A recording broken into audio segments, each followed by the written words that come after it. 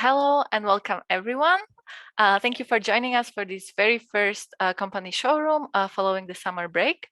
We have really a full agenda of events for you this autumn, and we are excited to kick off this company showroom series with VDL ETG, who, as you may know from the description on our webpage, is a major player in the subcontracting and semi-finished product sector and has more than 17,000 employees in 20 countries.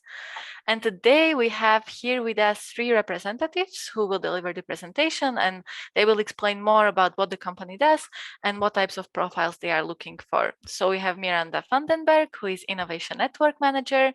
Together with her on the same screen is Jos de Klerk, Senior Systems Engineer. And we also have Pim Hertogs, the head of the Personnel and Organization Department, who might reply to your questions about recruitment and how it is to work at VDL ETG. So thank you very much. And now I leave the floor to you, Miranda, Jos, and Pim. Okay. Well, thank you very much for the introduction and the chance to speak to you. So very welcome to all the CERN attendees here. We all work at VDL ETG. There's I will explain a bit about that later. We've made it an agenda. So a short introduction on in our company. On VDL,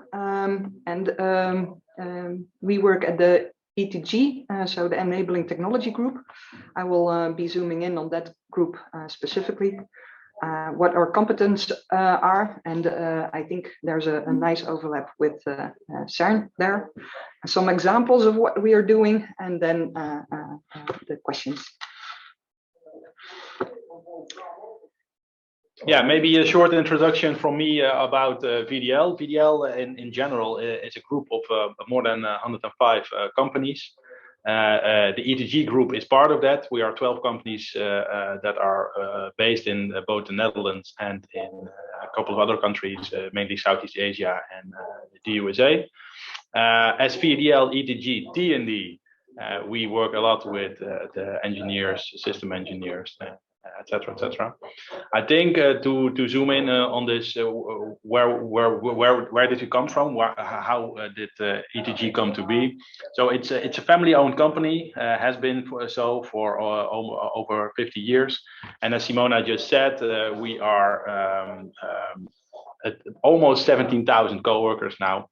And I think that what's key in introducing the company, both VDL as a group, but also the ETG group, is that we have the culture of a family company, and that's still very strong on a day-to-day basis. You can feel that working together, strength to cooperation is one of our key issues in how we want to work together. But at the same time, we have the strength of a multinational. We're an international company with international supply chain, with international clients, and that combination is quite unique in our setting. As it shows here, founded in '53 as a small manufacturing company, and at this moment we're now quite grown, and also the growth continues to be strong in these years.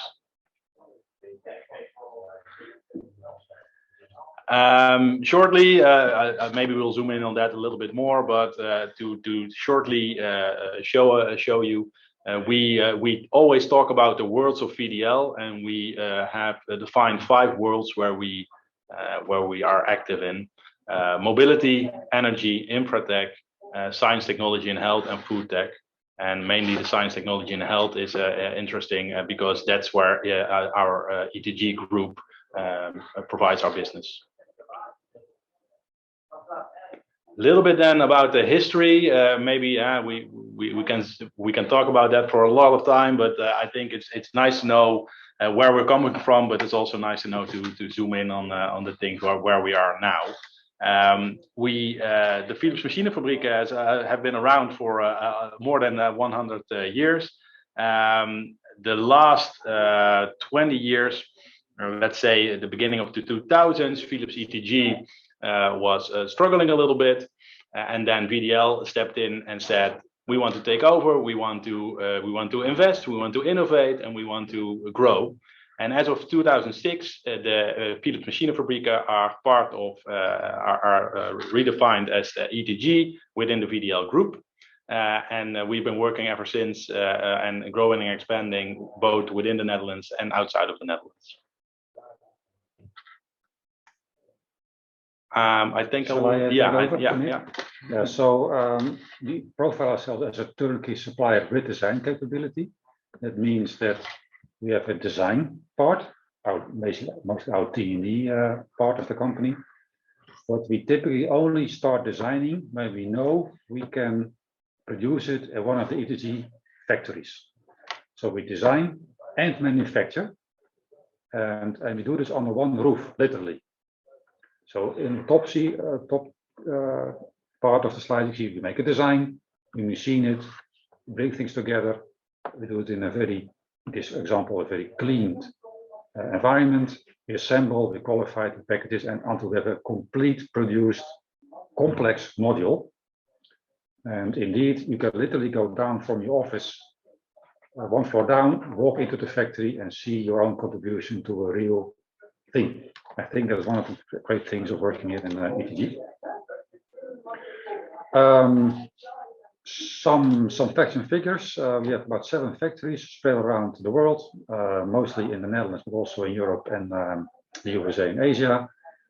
Well, you could get numbers. I think we have about 4,000 employees. Yeah, even more. It's 4.5 even. Yeah, so we're growing quite fast. This is a bit old, but we grow quite fast. We supply in different markets, about 6 or 5. I'll give you some examples later on.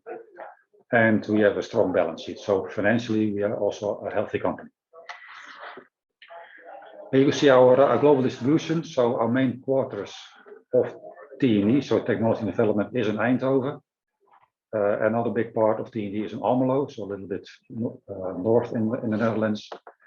Also in Hengelo, and we have offices in Malpitas on the west coast, in Boston, and we have several factories in Trudach, Switzerland, for example, Suzhou in China, and Singapore. So we're quite a global market player, I would say. And the main markets that we are acting upon is the most strong market for us is the semiconductor equipment market, where we supply very complex modules for lithography tools. Our main customer is ASML, you probably know about it. We also supply modules for metrology tools, so to measure chips or wafers in this market. That's our main market. As you understand, that's still a growing market, still a need for chips, so we want to grow further there. We also supply in the medical market, not that complex system, but we do supply models and parts for medical treatment equipment like MRI scanners. And the third one I want to mention is the analytical equipment market, where we also supply modules and parts, for instance, for spectrometers. One of our customers use those equipment for us. And SEMS. And CD SEMS also. Yeah. Yeah. So high complex equipment. We do have a science and technology foundation. I don't call this a market. Science is not, but that's an activity. So we do have a lot of science and technology going on that we will show on later on that feed into those modules for those markets. To do so, we have a lot of. I think you can take it over if you want, Miranda. Yeah. Okay.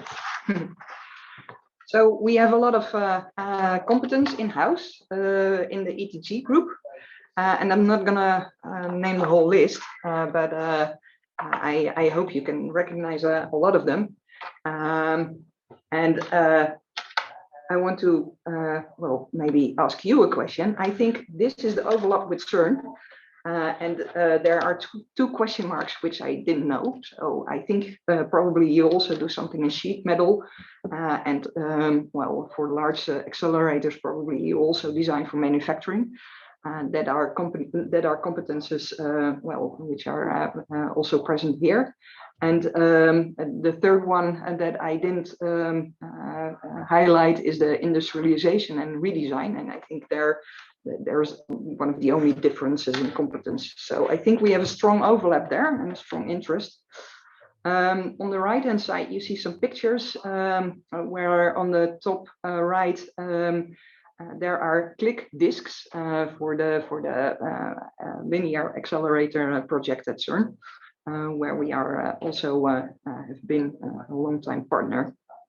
The middle photo is an accelerator part, which is leak tested. And at the bottom, you see a vacuum vessel also for one of our other clients. So I just told you about that we are already a long-term standing partner of CERN. I think since the 89.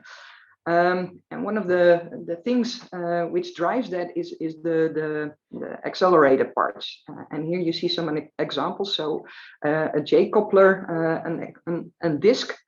But yeah, the ultra precision machining also involves some optics, where we have collaborations with a couple of Dutch industries and also European projects.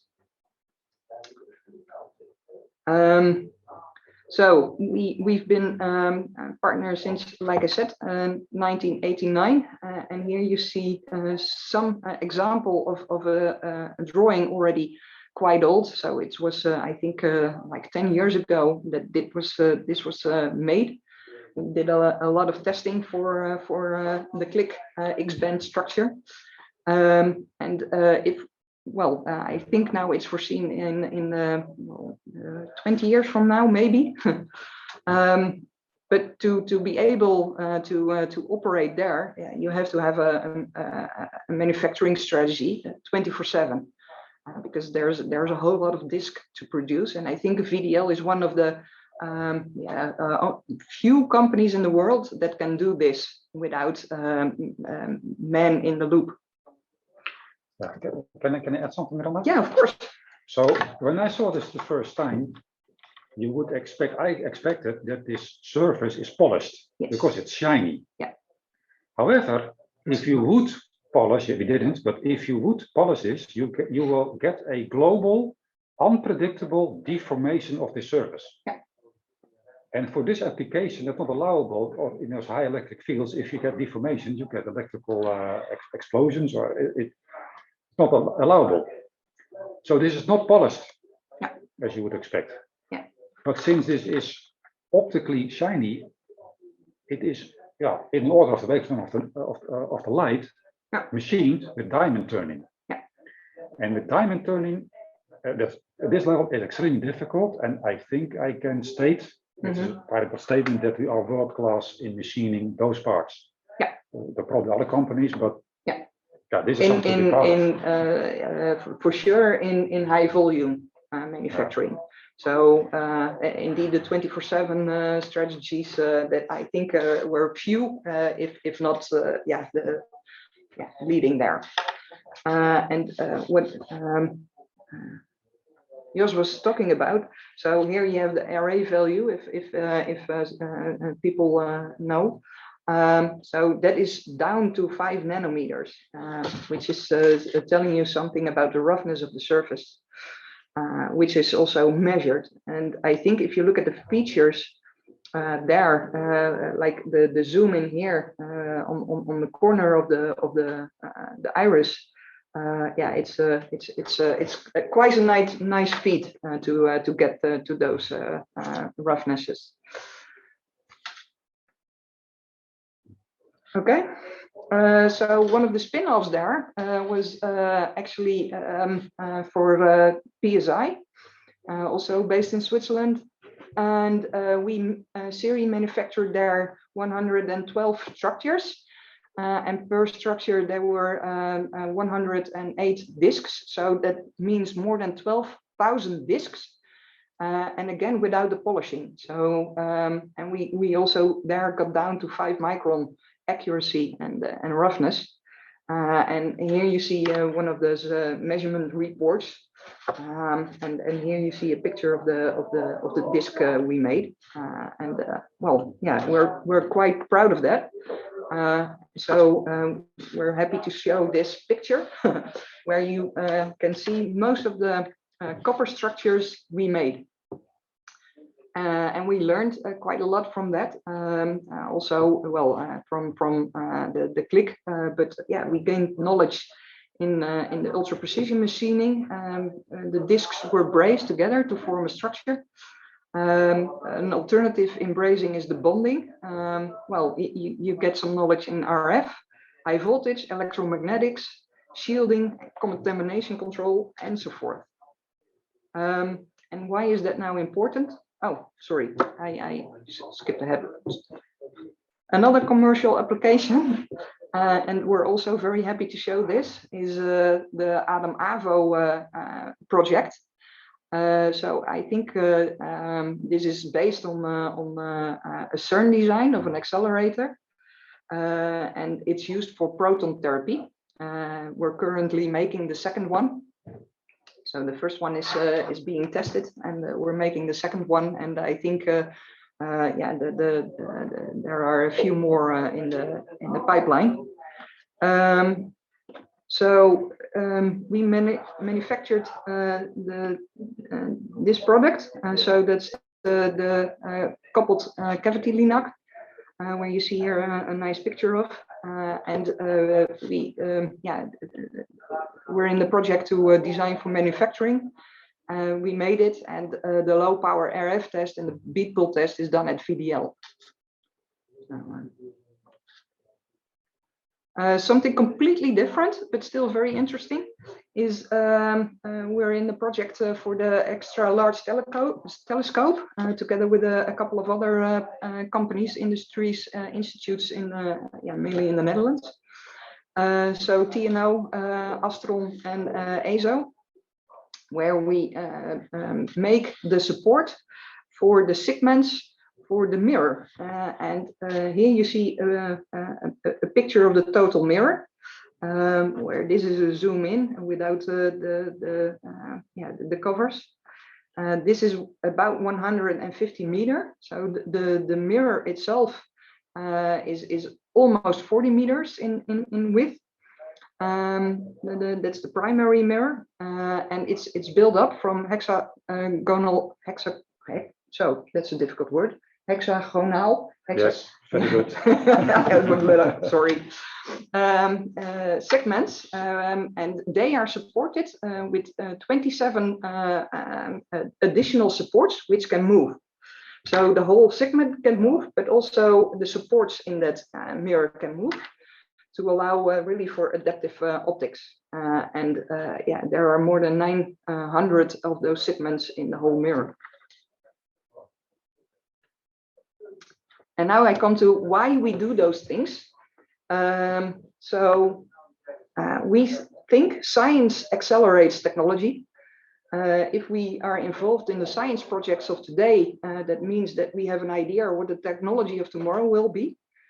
And if you have that technology and you see the science driven with it, that creates experience, but also raises new questions. And from that, new competences, new market, and disruptive technology emerges.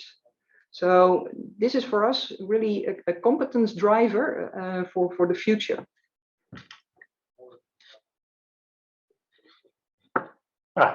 Yes, one of my hobbies.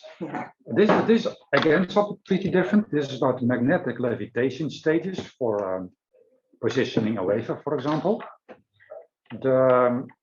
The unique thing is that we decided ourselves to develop this technology without having a customer in mind. We do have a customer now, but we started this development without having a customer.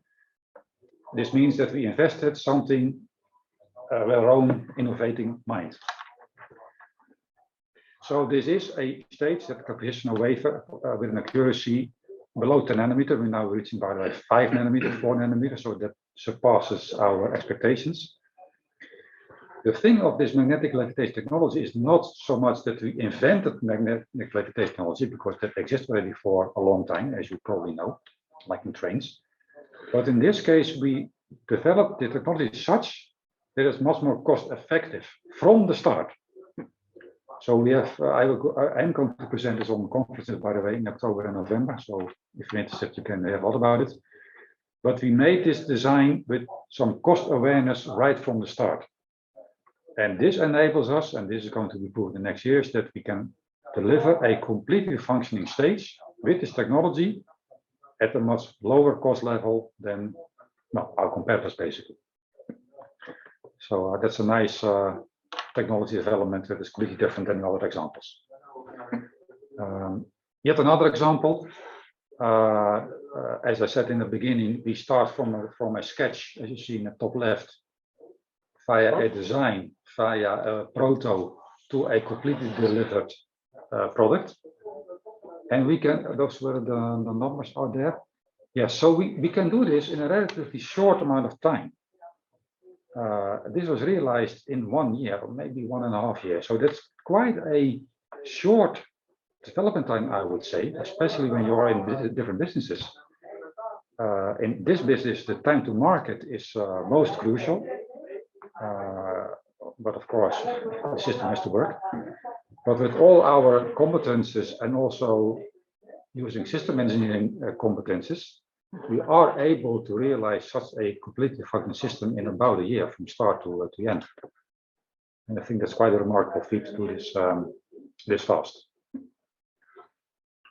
Yeah, and if I may add, I think this is maybe one of the few differences. Compared to research, or horizon is closer by, let's say. So sometimes good is good enough, which is okay. That's a new statement in research. You don't hear that a lot. You have to iterate in a lot of disciplinary fields, but you also need to have it done. You need to get it done in a short amount of time, and that sometimes needs a different focus. Yeah. And next to that, because we have some time left, we also, something you would not expect, we do have areas where we do research. Yeah, a lot. Not many people know that VDL does this, and I can show you one example. I'm not sure where it is about this. I think this one or this one, for example. It's too much information to explain all detail. But we do have fundamental research that is trying to find out how exactly is a particle generated. In the semiconductor business, a particle is very important because one particle can destroy a chip or a complete wafer. There's a lot of profit loss for our customers. So it's crucial to understand how exactly is a particle generated when two objects touch each other. You need to have some understanding, and then you can start thinking about measures to prevent generation of particles. And if they are generated, you can try. You have to find out transport mechanisms, how are particles transported. We have a piece of equipment, not on this slide, where we have a thermal setup with a temperature gradients, and a particle is affected by a thermal gradient. The path of a particle is affected by a thermal gradient, and it can even be stronger than a pressure flow. And this is uncharted territory, and we do have setups to fundamentally find out how exactly does a particle transport. And the last thing, if it is transported, it ends somewhere. How do we clean a particle? And we also looking ways to, with plasma cleaning, for example, to remove those particles. That's a whole world in itself. I think that is one of our key competences. I can tell you a lot more, but my message is we do research, for example, in this area. I think this is another example of the science that drives technology. So cleanliness, particle cleanliness, you can use in all the markets that we deliver to. So it's for semicon, but also, of course, the accelerated discs need to be clean, and the assembly of all those parts need to be clean. So the competence gained in one, you can use on a whole broad level, and that's why we also invest a lot in the science part, and we're happy to cooperate there with partners. Either in European subsidy programs or local subsidy programs. Yeah, and we work together with universities, of course. Yeah. All of them. Yeah. I think I can, unless you have a question, I can summarize. Of course, I can show you more examples of what we do, but we prepared this summary where I try to show you that we are that we do develop complex multidisciplinary systems, and we produce them. With examples, we do conduct technical research in cooperation with universities and research institutes like PSI and CERN, by the way. And we are exploring markets. And the bottom right, this satellite is a potential new market. We just investigating this market. I did not put it on the slide, but we are trying to develop laser communication modules, contrary to the existing RF communication, because with lasers, the bandwidth of communication goes up with a factor of 10 to 100. And we just started to explore this market where we use our strength of combining the design and volume manufacturing. Relative new activity that's I'm involved with. And to enable this, of course, we need a lot of people. We need maybe Pim can comment, but we need all kind of people, technical specialists, highly educated or PhDs. We need generalists like system engineers. We need project leaders, group leaders, you name it. Help us. Please, if you're interested, you can join. Maybe Pim, you want to? Yeah, maybe I can share a little bit more about, because as Jos and Miranda have shared about the content and the technology, of course, a little bit more about working at ETG. Within ETG, we have defined 6 stages of the employee journey, and without getting too HR technical, but I do want to stress that what Jos and Miranda are sharing is that we are doing many interesting things here from a technological point of view, but we really want to share that more and more with you guys in this instance, but also with the world. So putting effort in our employer branding, making sure that we share with the world what we do and what the context of VDL ETG is very important for us. And of course, there's also when Jos is saying we're looking for you, join us. We invest in our recruitment process, we invest in our onboarding process, we make sure that there is a competitive benefits package. And then as we started the presentation, we shared the intimacy of a family-owned company with the strength of a multinational. That's really the culture that we want to embrace from day one and build upon.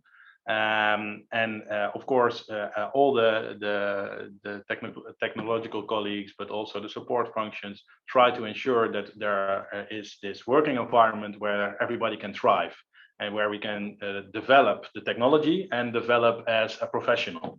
And I think that's worth mentioning, that it's both and. It's and being able to, if I see Miranda and Jos talking about this technology, the lights bright up. It's doing that and working with colleagues, working together, being part of a team, feeling committed to the organization, etc. So it's really that both and that I think defines us as VDL ETG, and also in relation to our competitors is something that's unique for us. So I did want to stress that for this summary. Maybe as a example, next week, Mari van der Linden, which is also a colleague that may be familiar with some of the people within CERN. He's been at CERN and in the CLIC project for a long time, but he will celebrate that he is 50 years at the company. So he started as a boy, and he's still with us in the same company, which is, I think, it summarizes it all. The family nature. That's a wonderful story, and thank you very much for the presentation and for putting all the parts together, the technical one, and also like talking a little bit about the company culture. And now, if you have any questions, feel free to drop them in the chat or just raise your hand and come on camera.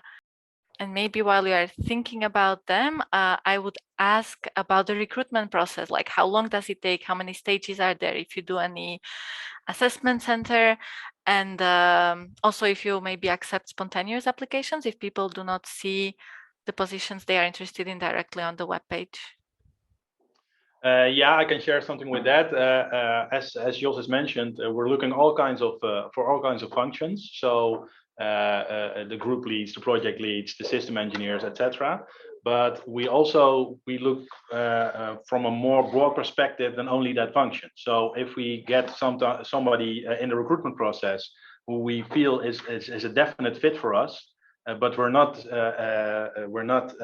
immediately sure which function is possible. We look within the organization what benefits, how he or she could help us, and we can start a mutual relationship with one another. So yes, it's broader than function. Obviously, from a recruitment point of view, we do want to make sure that there is a match. So we make sure that the colleagues or group leads are part of the recruitment process. In most instances, we don't use assessments, but we look really at the background of somebody combined with the fit with the organization. From HR point of view, we also support with the practicalities. So also when coming from abroad, we support in visa if applicable. We support in housing. The entire process is supported by the HR department and the recruitment department. So yeah, we really try to from the start of the recruitment process make sure that we help and support in making the onboarding from day one as smooth as possible. Perfect, thank you. The process in that you don't get an assessment. We don't hire a company that does a question or something. No. If you do get in contact with us, whatever way, email or you send us a resume, you will be invited. Yep. And you talk to some of them, to colleagues on a personal level. Yep. And then you use the two steps, and then of course at the end you need to have a contract, but that's then the formal part of it. Exactly. So we basically do it in 3 steps. Yeah. Usually. And we actually prefer the direct contracts, so not via any other office or bureau. Or it does happen, but it does happen, but Our preference is to onboard you immediately in the VDL ETG organization, be part of the club, and start working together from day one. So that's really it does happen, as Jos mentions, but ideally not. Thank you. And maybe just to have an idea how long the process takes from the application until the person is recruited, because for example here in Switzerland people are used that it might take up to 6 months until you know if you are hired or not, so you wait really a long time. Yeah, well, the process can be very swiftly with regard to is there a match and do we want to start with one another? That can be arranged within a couple of weeks. The practicalities take a little bit longer, also because we're dependent. It's also dependent on the situation of the applicant, but we're also dependent on organizations which help us with visa and housing, etc. And this in the southern part of the Netherlands, especially in this region, it's quite a challenge to find housing, to make sure that our municipality provides the right documents, etc., etc. So all in all, we say within 3 months, somebody who applies can start. That's our main goal. 3 months from day one to start. Perfect. Any other questions? Because I see one in the chat. Are you also looking for internal learning specialists to design your internal training offer? Oh, that's more for we don't have a vacancy, but as said, we have a lot of things that we want to develop. So I won't say no to somebody who has this background. Of course, there should be a match, and we should define what somebody like that is going to do. We need to invest in our people, as I just said. So this is a big part of that. Perfect. And maybe as a compliment or a complementary remark, training is really also one of the major things within VDL. So you don't get here and get to work for 50 years within the company if you're not learning. Personal development is also has a nice base here. Yeah.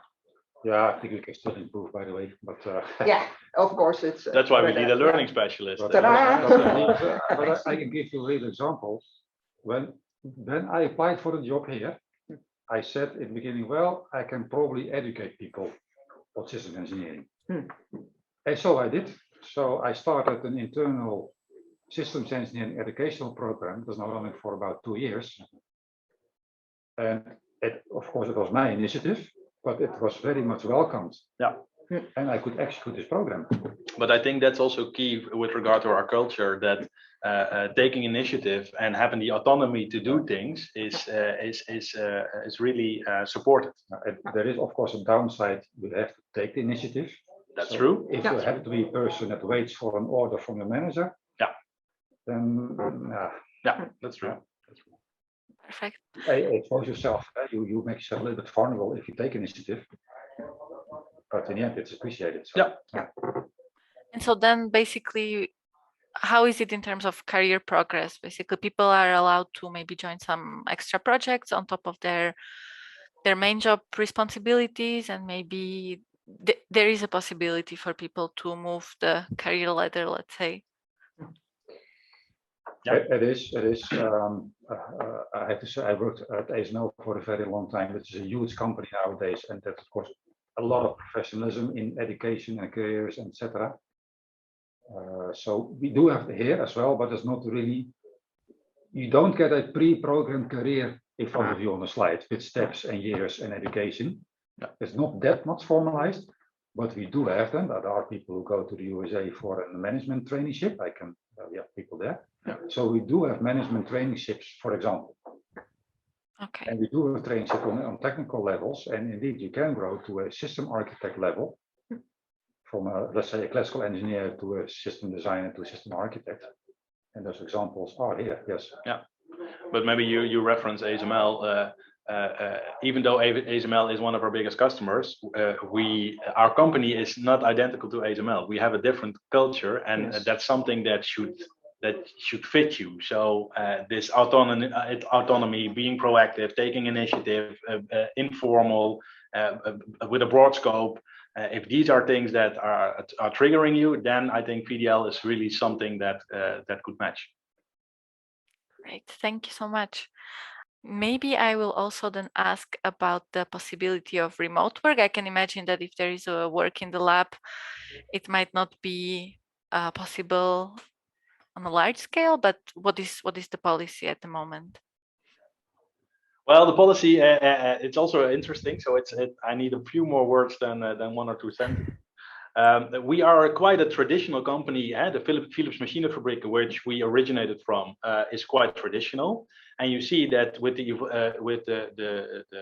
evolving of the VDL ETG T&D department, and the internationalization of our clients, but also the internationalization of our co-workers, that these things are becoming more and more natural. So the basis is that we believe in strength through cooperation. So that means that when working on projects, you should be here, you should be together.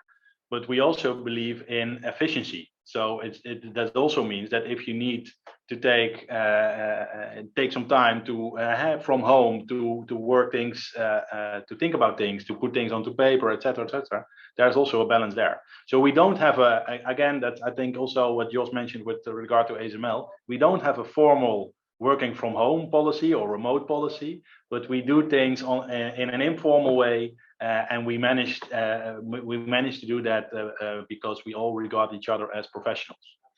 Well, but what you see in practice, that technical engineers work at home 1 day per week, some 2, some 3. Yeah. So, and that is all, of course, in agreement with the manager, but people do actually work from home. Yeah. That's not a problem. I did it myself last week when I needed to finish a presentation, working home full day, finally, find the time. And that's all possible. Yeah. Okay, that sounds good. Other questions? So, hello, I'm Rachel, head of the Alumni Relations Program. I'm so sorry I missed the first part of your presentation because I was actually in a training course. But One of the questions that we often have from our alumni or soon to be alumni, because of course we're an international organization and we have alumni from or soon to be alumni from over 100 different countries. How does it work in terms of employing non-EU citizens if they wanted to come and work with you or apply at your company? It isn't a problem. We can support. We also do that on a daily basis now, but we can support in the transitioning of these international employees towards Eindhoven. As I said, with regard to housing, formalities with municipalities, visa, etc. We have both knowledge within the organization and preferred partners that we work with to support in this process. And we try to make sure that the candidate has 1 or 2 points of contact, 1 point of contact within the T&D organization, so that's mainly the manager, and 1 point of contact within the HR organization to streamline this process. So yeah, we support in that. Also, we do that on a daily basis now. Yeah. More and more, because more and more part of the organization is becoming international with international employees. So I don't have the exact percentages, but within T&D, I think we're moving towards 30–40%, and it's a big shift from a couple of years ago. Yeah, India, China. Yeah, India, China, South Africa. Yeah. Thank you. If there are no more questions, I will ask one more, and then so you have last chance to think about the questions.